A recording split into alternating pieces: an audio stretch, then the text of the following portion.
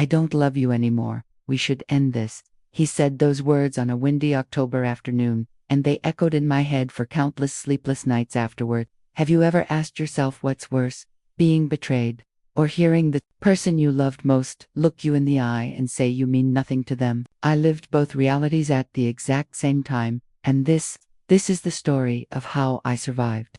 Not a tale of bitterness or pain, but of how I took my life back. But before I get to that, you need to know who I am, how I fell for the wrong man, and how everything started to unravel. My name is Lena Carter. I'm 37 years old, and I work as a commercial contract lawyer in Denver, Colorado. I'm not a celebrity, but in the legal world, I've earned a bit of a name for myself. That's why I won't be using my real identity, because trust me, the world's a lot smaller than you think. The last thing I need is whispers about my personal life floating around courtroom hallways or bar association mixers. And then there's Ethan Brooks, my ex-husband. He's 41, and the CEO of an upscale restaurant chain that spans from New York to Los Angeles. Ethan had charm. He was confident, driven, magnetic. That's what pulled me in when we first met at a professional networking event. I thought I'd met my match, someone who understood what it meant to juggle ambition, pressure, and a demanding career. But Ethan wanted more, always more. More status, more money, more attention, more women he considered worthier than me. We got married over a decade ago, back when both of us were riding the high of professional success. But marriage wasn't what I'd dreamed about when I used to watch romantic comedies. Far from it. After a few stable years, Ethan started drifting. Our conversations became dry, our dinners rare, and his urgent business trips became routine. I tried to believe it was just a rough patch, something all couples go through. I told myself he was stressed, that I needed to be patient. But deep down, I knew. He wasn't just gone in the physical sense, he was emotionally miles away. When I finally gathered the courage to face the truth, I uncovered exactly what I feared most, and that was only the beginning of my war for self-respect. You see, Ethan was calculated. He never left behind obvious evidence. He was meticulous about maintaining his polished image, especially around me. But no matter how clever someone is, they can't keep every detail hidden. About a year ago, I started noticing changes. He began breaking promises to be home. He'd say things like, "The investors added a last-minute dinner," or "I need to check on the Dallas location tomorrow." His business trips multiplied and took him further away. I'd been used to his travel schedule, but something felt different. There was a subtle distance in his eyes, a shift in how he spoke. Something was off. He also started paying more attention to his looks. New cologne, sleek, tailored suits, a sudden dedication to daily workouts. I joked once, "What, trying to become a model now?" He laughed it off. "Just trying to look sharper for client meetings," he said. I should have seen it. I should have connected the dots. But maybe I didn't want to. Maybe part of me still clung to the belief that he couldn't hurt me like that. Then came a Saturday night. Ethan said he had to fly to a last-minute conference in Chicago. As soon as he shut the door behind him, I knew I had to find out the truth. I went straight to his home office. He had always been careful, but not flawless. Inside a locked drawer, I found his old laptop. Looked harmless, but when I powered it up and checked the browser, I found a saved login to a Facebook account I didn't recognize. It was his. A secret profile. My heart dropped as I clicked into it. The first thing I saw was a photo. Ethan, smiling beside a much younger woman, blonde, beautiful. A caption underneath, "Every day's better with my girl." My stomach turned. More photos, flirty messages, weekend getaways. Every business trip had actually been time spent with her. Every late night, every meeting exquisite had all been a carefully crafted lie. I sat frozen at that desk, hands shaking, scrolling through each post and message. I couldn't believe I'd let it go this far. Me, a woman trained to spot deception for a living, completely fooled in my own home. I didn't sleep that night. I was angry, humiliated, but mostly, I was done. The next morning, I made a decision. No more silence, no more pretending. He was going to know exactly who he betrayed and what that would cost him. Monday morning, Ethan strolled through the door like nothing happened. He loosened his tie and asked, "Did you make me a coffee?" Like everything was normal. I looked him in the eyes and said, coolly, "We need to talk." He paused, surprised, then annoyed. "What's with the attitude? I just got in." I didn't say a word, just held up my phone, showing the picture of him and her. "You still want to pretend?" I asked. my voice calm but shaking slightly from rage. He stared at it, then let out this icy, sarcastic laugh. "Oh, so you've been snooping." That was it. That's what he had to say. No apology, no explanation, just mockery. "This is your reaction?" I asked. "That's how you justify this?" He shrugged. "You're overreacting. It's nothing serious. You need to focus on your work instead of acting like you're cross-examining me." Those words lit something inside me. Focus on work. Are you kidding me? I snapped. You lied, over and over. Late nights, fake meetings, full-on affairs, and now you want to shift the blame onto me. Ethan sighed, like I was exhausting him. "Honestly, Lena, you've changed. You're too into your job. We're not a match anymore. And you're not as attractive as you used to be." That final sentence hit harder than any betrayal ever. I stood there numb, staring at a man I thought I knew. And in that moment I knew I'd never be the same again. "Say that again," I asked, stunned. Ethan shrugged again, his voice ice-cold and detached. "You heard me. I want a wife who actually suits me, someone attractive. Someone who takes care of herself, and someone who doesn't obsess over boring legal cases. Not a hint of remorse, not even a blink of shame." I clenched my jaw, forcing my voice to stay level. "You really think cheating is a solution just because you're unhappy?" He gave a short, bitter laugh. "Honestly, yeah. And just so you know, I've already made my decision. I'm filing for divorce. I'm done with this joke of a marriage. I've got a lawyer. You should start packing. You need to leave." I stared at him, my heart cracking wide open. After over 10 years of marriage, that was all I meant to him. "You're a coward, Ethan," I said quietly. "But don't think for 1 second that you're walking away from this without consequences." "Consequences?" Ethan laughed out loud, cruel and mocking. "Lena, you don't stand a chance against me. You'll just embarrass yourself. I've already planned everything." I didn't respond. I didn't need to, because right then, something in me shifted. Deep down, I made a silent promise to myself. He was going to regret every lie, every betrayal. This wasn't the end of my story. This was the beginning of my rise. I walked into my office, still shaken by everything Ethan had said. He thought he had the upper hand. He thought I'd crumble. He'd forgotten something critical. I'm not a woman who backs down. I'm a lawyer, and I fight. As I sifted through old files, a thought hit me like lightning. Back when we were both focused on our careers, we had signed a prenuptial agreement, one designed to protect our interests if things went south. I had handled most of the details myself, and I remembered one specific clause with perfect clarity. Clause 8. If either spouse commits adultery, the other is entitled to half of the business assets. I dug out the original document, my hands steady now, my mind clear, and there, it was bold as ever. Asset division in the event of infidelity. For the first time in days, I almost smiled. Ethan had been so sure I'd stay quiet, so sure I wouldn't dare challenge him. But he forgot who wrote that contract, who drafted every line, who made sure that clause was airtight. Over the next several days, I got to work. I compiled everything: screenshots of his messages, photos from his secret Facebook profile, hotel receipts, fake flight confirmations. I documented every business trip that was really just a cover for his affair. Each page I printed made me feel stronger. This wasn't revenge. This was justice.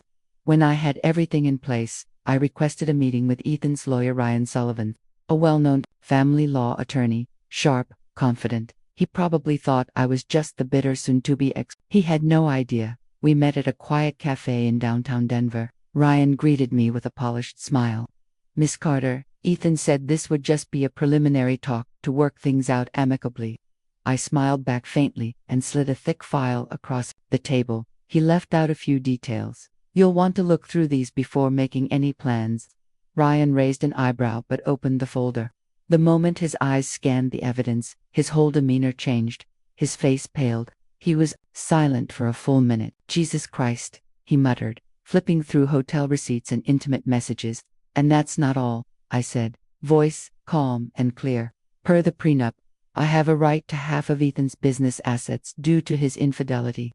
I'm not backing down, Mr. Sullivan. You may want to reconsider representing him." Ryan blinked, completely thrown.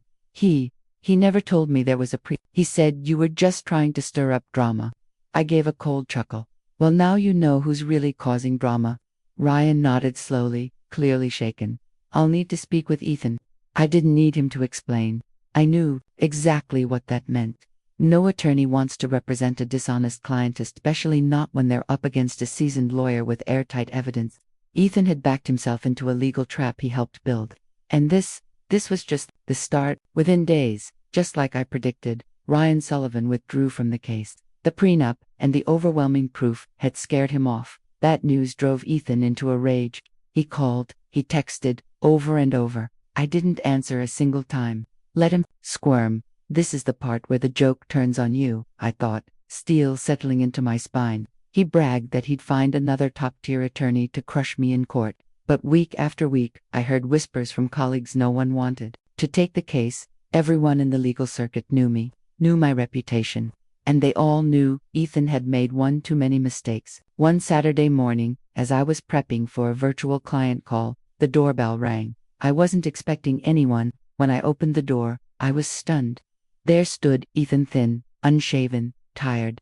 He didn't look like the polished CEO I once married. He looked like a man unraveling. We need to talk, Lena, he said, voice unsteady. I crossed my arms, my face cold. I thought we agreed to speak through attorneys. Couldn't find anyone willing to take the case. He shifted awkwardly. Lena, this isn't as simple as you think. I know I messed up. I ended the affair. Can we just talk like adults? I raised a brow. You mean your mistress? Did she dump you when she found out you weren't as wealthy as she thought? He went quiet, then sighed. She doesn't matter. What matters is us. We were happy once, right? I know I hurt you, but everyone makes mistakes. Can't we fix this?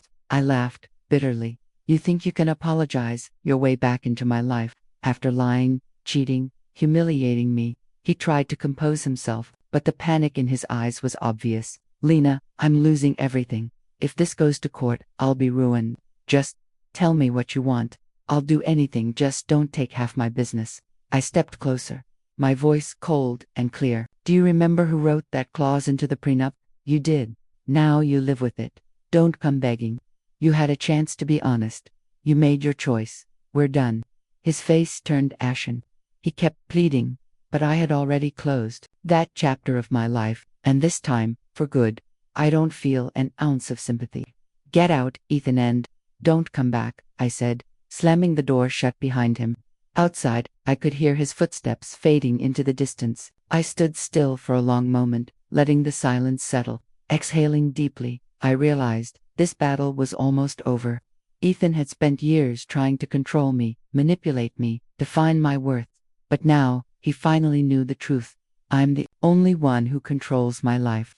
The divorce proceedings moved faster than I'd expected. The evidence was irrefutable, and the prenup left no room for escape. Ethan had no choice but to accept the terms. He signed over half of his business assets, just like the clause demanded.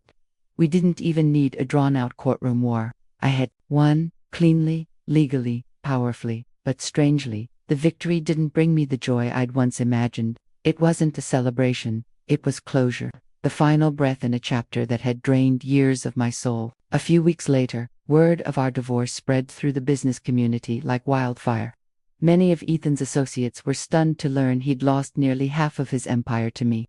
His once flourishing restaurant chain was now teetering, was tight. His lavish spending had caught up with him, and the image he'd so carefully built was crumbling. He was forced to sell his palatial mansion in the Denver suburbs. He moved into a basic rental in a middle-class neighborhood. And the woman he'd once bragged about, the love of his life, she vanished as soon as she realized he wasn't rich anymore. The silence she left behind echoed the very same indifference he once showed me. Karma has a cruel sense of humor. While Ethan scrambled to adjust to his new life, I turned my focus inward. The shares I'd taken from his business provided a steady income.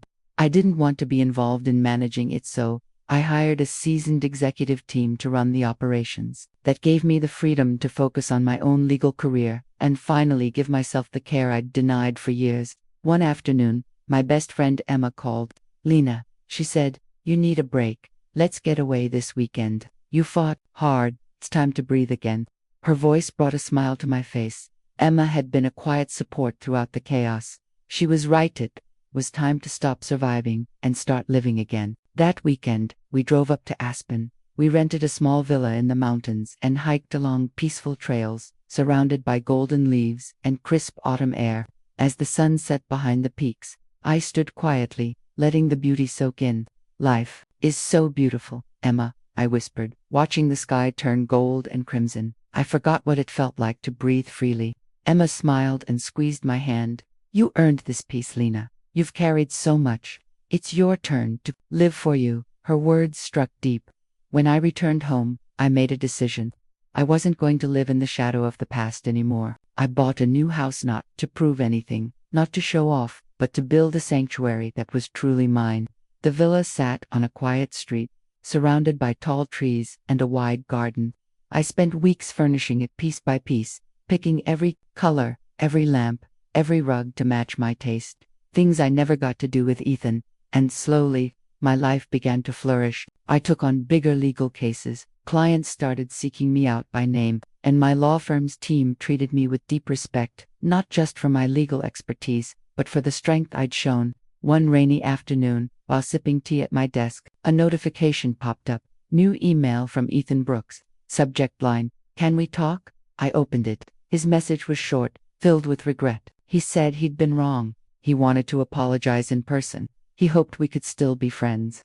I stared at the screen, unreadable. Then, I let out a soft laugh. Friends, after everything, not because I wanted revenge, not because I hated him, but because I didn't need anything from him anymore. He was no longer a chapter in my book, he was a footnote. I clicked delete without replying, closed my laptop, and walked outside to feel the soft, golden sunlight kiss my skin. I felt light, free. This journey had nearly broken me, but it also built me. It taught me one of life's most powerful truths. No one gets to control your life but you. And when you rise for yourself, when you refuse to stay small, the world learns to respect your strength. I had walked through betrayal, heartbreak, and humiliation, and emerged as a woman reborn. This was my life now, free, fierce, fulfilled. The story of Lena Carter is more than just a divorce. It's a journey of resilience. Of a woman who was told she was no longer worthy, who then turned around and claimed everything she deserved. She didn't crumble, she rose. And in doing so, she became unstoppable. What about you? Do you believe Lena made the right choice? Do you see a part of yourself in her journey? Share your thoughts below, and don't forget to subscribe for more powerful, real-life stories of courage, justice, and starting over. More than anyone, I had trusted him. And just like that, he left. Just a small bag and a vague promise. The first week, Brandon still called. Brief, awkward calls, but they came. By the second week, they thinned into a handful of texts. By the third, all I got were quick messages like, "Super busy," "Mom's getting worse," or "Can't talk today, sorry." That's when the unease began creeping in. Brandon had never gone this quiet. He wasn't asking about Ellie's school anymore. No silly midday selfies or updates. He used to send photos of coffee mugs shaped like cats or random store signs that made him laugh. Now, silence. Every afternoon, when Ellie came home from school, she'd ask, with hopeful eyes, "When's Daddy coming home, Mom?" And all I could do was fake a smile and say, "Soon, sweetie. He's just taking care of Grandma." But even I didn't believe it anymore. I kept working extra shifts, managing my hospital duties and caring for Ellie. I told myself to stay calm, be patient, don't assume the worst. But every night after Ellie went to bed, I sat on the couch, staring at a phone that didn't ring anymore. The distance wasn't just miles, it was inside me, settling like a chill behind the ribs, quiet and constant, and I started wondering, was Brandon hiding something? By the fourth week, the doubt had turned into dread. Ellie began waking in the middle of the night. She'd shuffled into my room and whispered, "Did Daddy forget us, Mom?" I'd hold her close, stroke her hair, and lie as gently as I could. "No, baby, he's just busy, that's all." But inside, my heart was starting to break. The signs were small but unmistakable. Brandon, who used to call every night to say goodnight to Ellie, hadn't called in days. Instead, Ellie asked me to play old voice recordings, snippets I'd saved because she loved the sound of his voice. That Friday, while changing out of scrubs after my shift, I let out a sigh I didn't mean to. Gwennon, older nurse and one of my closest friends, caught my eye in the mirror. "You're still thinking about Brandon," she said. Not a question, just truth. I nodded slowly. He's basically disappeared. Ellie cries because she misses him, and I don't even know what I'm clinging to anymore. Gwen gently touched my shoulder. Lillian, if this is really just about caregiving, there are 100 ways he could still stay in touch. A devoted son doesn't need to ghost his wife and kid to prove he cares. I said nothing, because I knew she was right. Then she looked at me, her eyes sharper now. You ever think about just going there? No call, no warning, just show up. The thought made my chest tighten, but it also gave me something I hadn't felt in weeks. Clarity. That night, after Ellie fell asleep, coloring on the rug, I opened my laptop and quietly searched for Sylvia's address. Asheville, just under 4 hours away. I scribbled it down, then glanced at Ellie. She looked up with wide eyes. Mom, are we going somewhere this weekend? I smiled. Yes, honey, we're going to see Daddy, but it's a surprise, so don't tell him, okay? Ellie squealed and ran to get her newest drawing. I'm going to give this to Daddy so he doesn't forget us. The next morning, I called in to request the weekend off. Then, I made a few stops. I bought the watch Brandon once admired but never bought for himself. I wrapped it neatly. I picked up Sylvia's favorite cookies and a tin of jasmine tea. On the outside, I made it feel like a normal family visit. But in my heart, I knew this was about more than just saying hello. This was a trip to face the truth. We left Sunday morning at 8 a.m. Ellie sat in the back, hugging her teddy bear, softly humming to the radio. I drove through long stretches of highway, pine trees lining both sides, their leaves just beginning to turn gold and amber. Half an hour outside Asheville, I slowed down. Ellie was chattering about her art project at school. I smiled and nodded, but my mind kept circling Brandon. Where he really was. What he was really doing. We finally turned into Sylvia's neighborhood, a quiet street, with white picket fences, manicured lawns, and American flags fluttering from porches. The last time I'd been here, the yard had been wild, the walkway buried in weeds. Sylvia didn't bother with appearances, but now, the grass was trimmed, the bushes shaped, bright bougainvillea bloomed across the porch rail. A pink child's bike with purple streamers leaned carefully under a tree. Not Ellie's. We hadn't brought a bike. I parked down the street and shut off the engine. Ellie's eyes sparkled. That's Grandma's house. Can we go now? Not yet, I said, gripping the steering wheel tightly. Just give me a minute, sweetie. I want to look around first. I stepped out into the breeze, pulling my coat tighter. A chill had settled in my bones. A few seconds later, I saw movement. A young woman stepped out of Sylvia's house, blonde, hair tied back neatly. She carried a trash bag, looked briefly toward my car, then disappeared back inside and closed the door. Something went cold in my chest. I turned back to Ellie, managing a smile. We're going to surprise Daddy. But, remember, it's a secret. We're not knocking yet. She nodded, gripping her drawing tightly. I'm ready. I wasn't, but I had to do this. We walked slowly along the white fence, Ellie's small hand warm in mine. The Asheville sky was soft and clear. The breeze danced through the trees. But inside, a storm had started. Just a few houses down, a middle-aged woman walking a curly-haired dog paused and waved. Lillian, isn't it? She said, tugging her leash. Oh my, it's been so long. And this must be Ellie. I nodded politely. Yes, I'm Joyce, Sylvia's neighbor. Been friends for decades, she said, smiling down at Ellie. She's grown so much. I remember when she was just a toddler. I forced a small smile, heart pounding. I heard Sylvia had heart issues, I said gently. We thought we'd visit, wanted to surprise her. Joyce laughed. Heart issues? Oh no, Sylvia's fine. Just last week, she went grocery shopping with Brandon and that blonde woman, Lauren, I think. They had a little boy with them, cutest thing. Kept calling Sylvia Grandma the whole time. My blood froze. Ellie looked up at me, her lips parting slightly, but she said nothing. You said Brandon went to the store, I asked, trying to keep my voice from shaking. Sure did, Joyce replied cheerfully. He even helped me carry my water bottles to the porch. Such a sweet man. Looked like a real little family. I nodded slowly, thanked her, kept walking. Every step felt like walking through water. Now I understood why Brandon didn't want me to visit, why the calls stopped, why Ellie had slowly disappeared from his life, but I needed to see it, with my own eyes. Sylvia's house appeared just ahead, cream-colored. The garden was lush, with lavender and bluebells. The path was swept clean. The front door sat slightly ajar. My heart squeezed in my chest. Ellie, I whispered, stay close to me. We're not knocking. Not yet. Not until I knew for certain what kind of man Brandon had become. Not yet, she whispered, clutching her drawing of the purple cat in the frilly dress. I took a cautious step closer to the door, which was still cracked open. From inside, laughter spilled out. No, Lauren, you're the one who filled the pan with oil. Brandon's voice rang out light, relaxed, cheerful. The same voice that had been texting me, can't talk, Mom's worse. I know, but your pancakes were amazing. A young woman's voice responded, playfully. Then came Sylvia's unmistakable voice, clear, energized, not at all the weak, ailing tone Brandon had described. Tate, don't spill orange juice on the couch again. I just cleaned that yesterday. A child giggled. Sorry, Grandma. I swallowed hard, then turned to Ellie.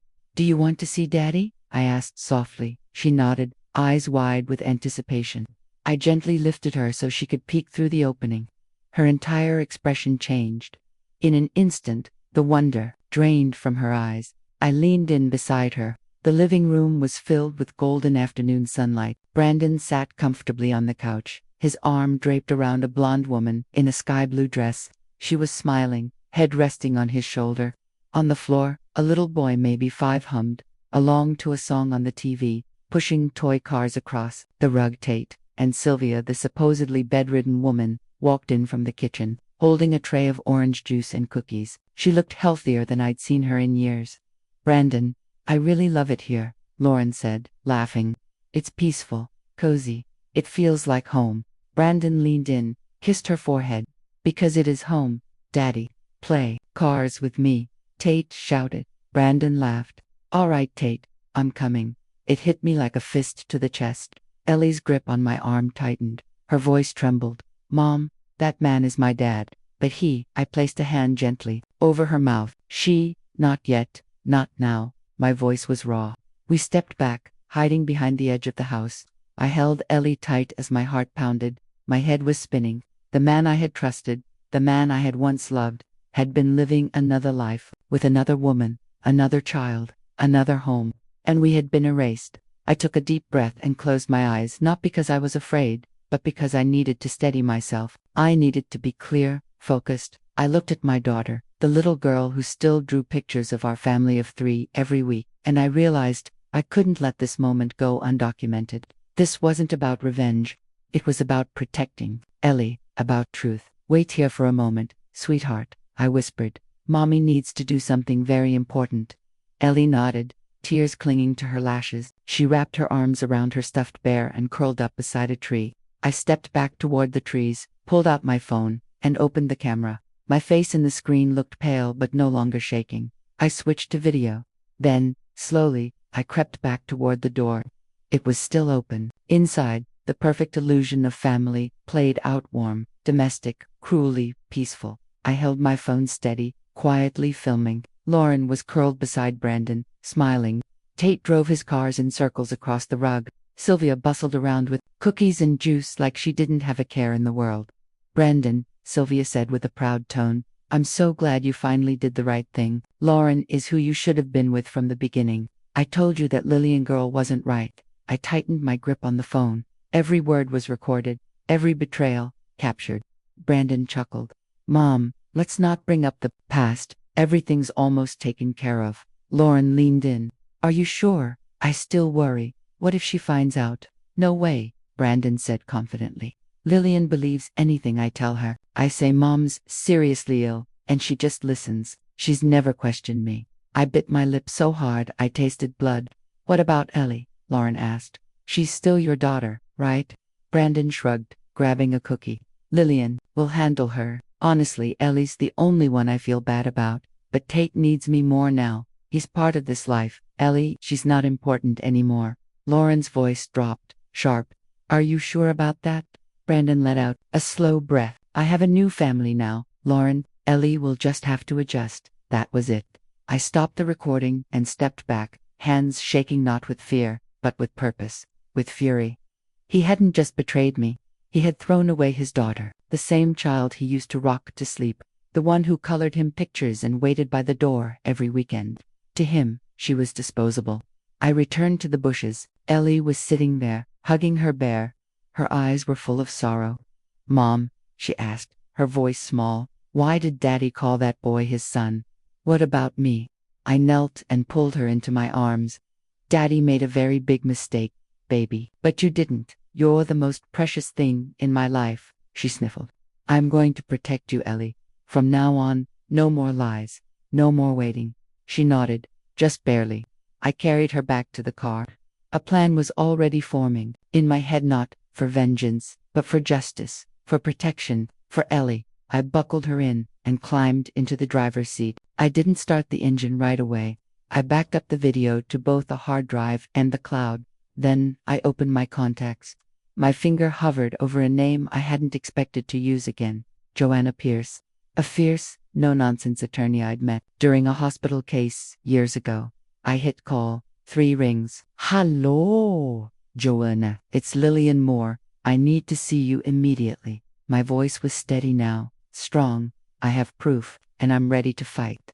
After I hung up, I glanced at the rearview mirror. Ellie sat quietly in the back, her bear hugged to her chest, her eyes far away.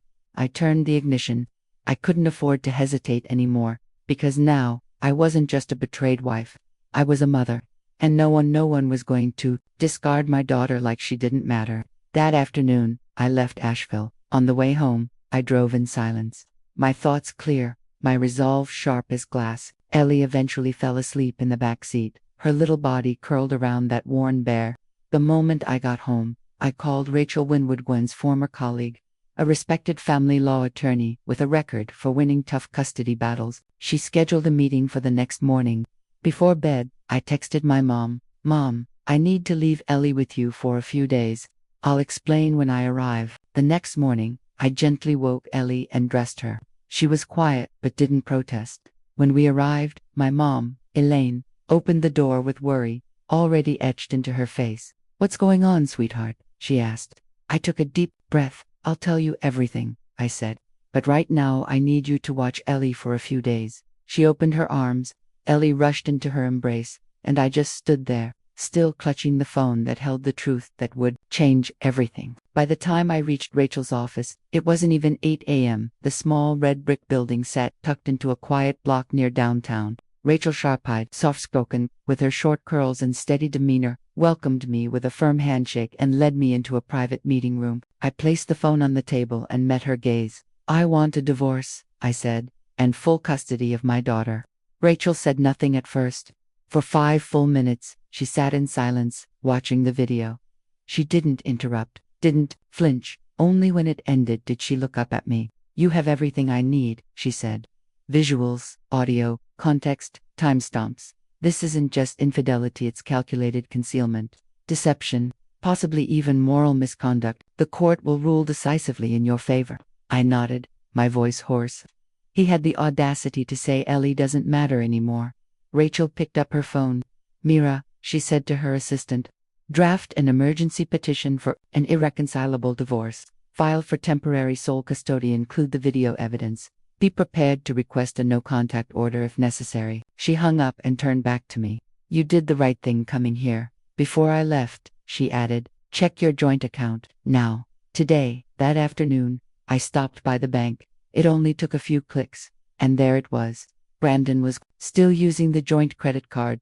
Purchases made for Lauren, for Tate. Without hesitation, I followed Rachel's advice. I withdrew half the balance, transferred it into a new account under my name, Ellie's. Then I locked every external access. That evening, I returned to my mother's house. Over dinner, my mom looked at me long and hard. She saw something she hadn't seen in years. "You've made your decision," she said. I nodded. "Not just for me, for Ellie. I'm not raising my daughter in a world where people think they can just throw her away."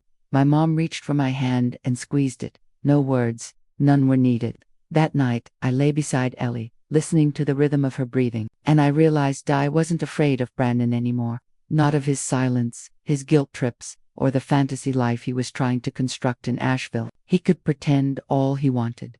I had truth, I had evidence, and I had the law. And above all, he was a mother, and mothers don't surrender. A few days later, I stood in front of the white gate of Sylvia's house in Asheville. It used to symbolize comfort, family, trust. Now, it would mark the end of every illusion. Rachel Linwood stood beside me in a charcoal gray suit, posture firm, expression resolute. In her hand was a leather folder. Inside were the divorce papers, the custody petition, the financial statements, and the video. She looked at me. Ready? I took a breath, nodded, more than ever. We walked up the clean stone path. Bougainvilleas still bloomed over the porch, a cruel, beautiful cover for the rot inside. Rachel rang the doorbell. Seconds later, Brandon opened the door. His face went white. "Lillian, what are you doing here?" I met his eyes, cold and unwavering. "I'm here to finish what you started." He glanced nervously at Rachel. "Who is this?" "I'm Rachel Linwood," she said, stepping forward. "Ms. Moore's attorney. We need to talk. Now." "It's not a good time," he stammered. "Lauren and Tate are napping, and my mom then waked them," Rachel said calmly. "Because your fantasy life is about to come crashing down." I stepped inside before he could stop me. The house looked just as it had in the video. Neat, warm, inviting. But there was no space for Ellie in this version of home. Lauren walked in from the kitchen, coffee mug in hand. Her eyes widened when she saw me. "What is she doing here?" she asked Brandon in alarm. Rachel opened the folder and pulled out the documents. "We're here to serve divorce papers and grounds of deceit, concealment, and emotional abandonment. Here is the custody petition. And this," she placed the USB drive on the coffee table, "is the video recording from 3 days ago." Brandon's face turned a ghostly shade of gray. Sylvia appeared in the hallway, phone still in hand. "Why are you here, Lillian?" she snapped. I turned to her. "The woman who once called me family." "You look well," I said. "Not exactly the image of someone too sick for visitors." Sylvia's lips tightened. "I don't owe you an explanation." "No," I said coolly. "Because I already have the truth on video." Lauren's voice spiked. "You told me she didn't know anything. You said it was over, that I was your family now." "Lauren," Brandon said nervously, "this isn't the time. She just dropped a bomb in the middle of your house," Lauren shouted, then turned to me, venom in her eyes. "You think you can take him with some paperwork?" I met her gaze without blinking. "I don't want a man who abandons his own child. I came to protect my daughter. The one he pretended didn't matter." Brandon flinched. "Lillian, I didn't mean it like that." Rachel didn't let him finish. She unlocked her phone and pressed play. Brandon's voice filled the room. "Tate needs me more. I have a new family now. Lauren, Ellie, have to get used to that." Silence. Brandon stepped back, stunned. I took one last breath and said, "I didn't come here to argue. Or to beg. Ellie and we don't need you anymore." Sylvia snapped, "Get out of my house." Rachel turned to her. "Legally, this property is not yours alone, not until asset division is finalized. And your son's financial records show misuse of shared marital funds. The court will be very interested." Brandon collapsed onto the couch, face buried in his hands. Lauren stormed upstairs. The slam of the door shook the walls. I didn't need to say anything else. I turned around and walked out head high, steps steady, heart stronger than it had been in years. The sky over Asheville was gray, but inside, the sun had finally broken through. 3 months later, it was a bright April morning. I stood in my new apartment in the heart of Raleigh, looking out the window as soft wind rustled the trees in the park below. Ellie darted through the living room, clutching a handmade paper flower crown, her cheeks flushed with excitement. "I can't wait for my party, Mom," she shouted, spinning in circles. "I'm 7.5. I smiled and adjusted the small chalkboard sign hanging near the kitchen. In my own handwriting, "Happy birthday, Ellie." The apartment wasn't large, just 2 bedrooms. But it was warm, filled with light, and best of all, it was ours. The lease had only my name. The decor was all mine. The peace, hard won. The future, it belonged to me and Ellie. And no one, not Brandon, not Sylvia, not Lauren, could take that away again. The divorce was processed swiftly, thanks to the weight of the evidence. Rachel had handled everything with precision. I was awarded half of the shared assets, full custody of Ellie, and insurance benefits for both of us. Shortly after, I received an email from the hospital administration. I'd been promoted visually to lead shift coordinator of the emergency department.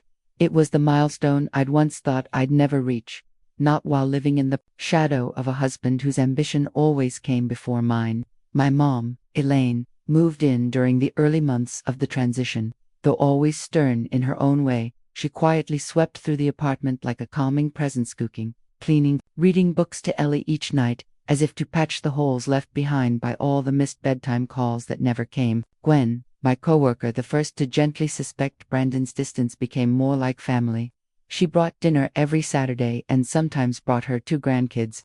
Their laughter filled the apartment, made it feel warmer, in a way it hadn't in years. I didn't talk about Brandon much, but Ellie, in her quiet, observant way, seemed to understand. Every once in a while, she would ask softly, "Is Daddy okay, Mom?" And I'd reply gently, "I don't know, sweetheart, but I know you're doing wonderfully." Our new life wasn't perfect, but it was real. No more empty promises. More cold dinners beside a chair I used to tell myself was temporarily unfilled. That afternoon, we held a small birthday party for Ellie in the apartment's shared backyard. No towering cakes, no silk banners or catered buffets like the parties Brandon used to orchestrate. Just Gwen's homemade cake, mint green balloons, and the sound of neighborhood kids laughing freely under the sun. Ellie wore a light blue dress I'd found at a small craft shop downtown. She ran to me just after the birthday song ended, breathless and beaming. "Mom," she said, "this is the best birthday ever." I pulled her into my arms. "Because you deserve every bit of happiness, baby girl." Elaine was slicing cake, Gwen was pouring juice, and I just stood there for a long moment, quietly watching them. For the first time in what felt like forever, I felt right steady whole. Then, I noticed it beyond the backyard fence. A familiar car, parked across the street. Brandon, he was just standing there, hands in his pockets, watching Ellie from a distance. He didn't wave, he didn't approach, and I didn't call Ellie over. I didn't say his name. I just looked at him once long enough for him to see clearly my daughter and nod. I no longer lived in the world he'd tried to push us out of. We had built our own. A few minutes later, his car pulled away. No one else noticed, but I did. And in that moment, I realized my closure wasn't just legal, it was emotional, complete. Later, as Ellie hugged her teddy bear and blew out her candles, she leaned in and whispered, "Mom, I don't remember last year's birthday, but I'll remember this one forever." My throat tightened. "Because this year," I whispered back, "you got to be yourself, and so did I." 10 months after, the court granted me full custody. I heard news about Brandon through a mutual acquaintance. Not from him, of course. Apparently, he'd been fired. His company had uncovered misuse of his corporate card, lavish weekend getaways with Lauren and her son. Personal expenses disguised as business trips. It had not only wrecked his credit, it triggered an internal investigation and lawsuit that dragged on for months. I wasn't surprised, just sad, in a distant way. Lauren left soon after our confrontation in Nashville. She took Tate and disappeared without a word. Rumor had it she found out Brandon had been messaging a younger colleague, same old patterns. She called me once, months later, wanted to clarify a few things. The call lasted 3 minutes, but when we hung up, we both knew Brandon had lost everything, and it was no one's fault but his own. As for Sylvia, she suffered a stroke that winter and was placed in a long-term care facility in southern Charlotte. Her insurance was canceled after Brandon's job loss. Her medical bills now rested solely on the shoulders of a man who had no family beside him, no income, and almost no one left who cared enough to help. I didn't feel joy hearing it, but I felt no guilt either. Every choice has a cost, and Brandon had made all the wrong ones. One warm afternoon in June, Gwen, Ellie, and I visited a local fair in the town square. I was crouched beside Ellie, helping her pick out a beaded bracelet, when I felt it a familiar gaze. I looked up. Brandon stood across the square, about 30 feet away. He looked thinner, worn, still silent. He didn't approach, he didn't wave, and I didn't call Ellie over. She was too busy choosing a pink kite. I just looked at him. And in that brief moment, there was no hatred in my heart, no bitterness, only the long, deep silence of something that had long since ended. He looked at his daughter with a longing he couldn't hide. It wasn't the look of a wounded man, it was the look of someone who had realized, far too late, that he had lost the most irreplaceable thing in his life. I didn't walk toward him, but I didn't walk away right away either. I simply squeezed Gwen's hand, and we left, leaving behind a man who stood alone in a crowd unseen by everyone but me. That evening, as Ellie sat at the dining table coloring with soft concentration, she looked up and asked, "Mom, Can we go to the park tomorrow? I smiled. Of course. But first, we're stopping by the new bakery. You know, the one with your favorite cinnamon rolls. Her face lit up. Then, don't forget the orange juice, okay? I walked over, hugged her, and kissed her forehead. If you wanted the whole world, I'd find a way to bring it. Because we didn't need anyone else. Not forced families. Not apologies that came too late. What we had built was real. And it was enough. Lillian's story isn't just about surviving betrayal, it's about rising from it, about refusing to pretend something is whole when it's rotting underneath. From a betrayed wife, she became a mother reborn, fierce, clear-eyed, and unafraid to start over. She chose truth. She chose peace. She chose her daughter. She chose herself. We all stumble, but what matters most is how we rise, how we walk away from what breaks us, and how we step one brave foot at a time into the life we deserve. What do you think about Lillian's journey? Do you agree with the choices she made? Share your thoughts in the comments and don't forget to follow this channel for more powerful, honest stories about family, survival, and the turns that shape us.